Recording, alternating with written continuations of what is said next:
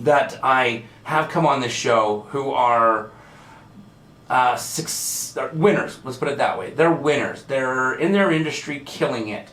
And when I talk to the majority of them about goals, and I say I talk to the majority of them, it's just that I haven't talked to the rest of them about goals.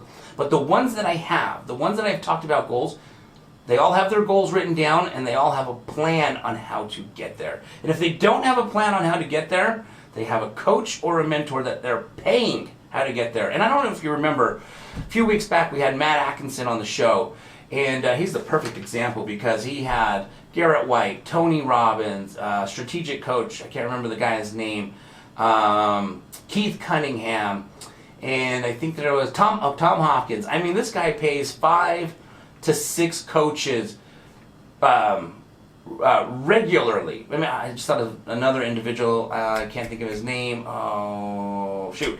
Anyways, he's got 6 to 7 coaches off the top of my head that I can think of, can't remember all of their names, that he pays yearly, throughout the year. I mean, think about that. Anything that you wanted to progress, let's say it was just, let's use sports because that's typically where people get coaches.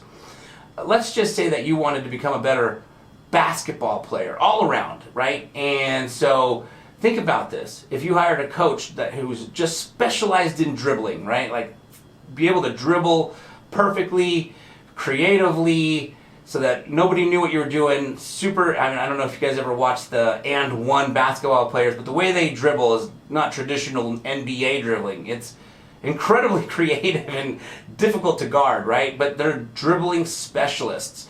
So let's say you got a coach, and not that you want to dribble that way, but it wouldn't hurt to learn how to dribble perfectly in many different ways, but you just hired a coach just to help you dribble.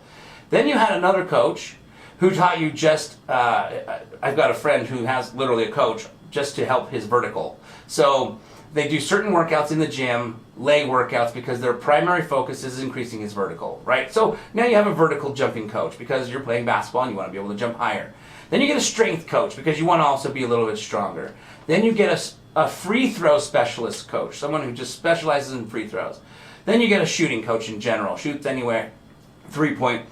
If you had all these specialists that you worked with every week, right? Maybe not all 5 the same day, but maybe 1 a day, your basketball game would increase dramatically. I mean, let's just face it. They're teaching you the exact way that you need to be doing things correctly to achieve the best result, and you're doing this with 5 different people who specialize in those niches. That's Matt Atkinson, for example, right? He understands that he has high standards, he has high goals, he's a high achiever, and in order to achieve those things, he needs to have a lot of coaches.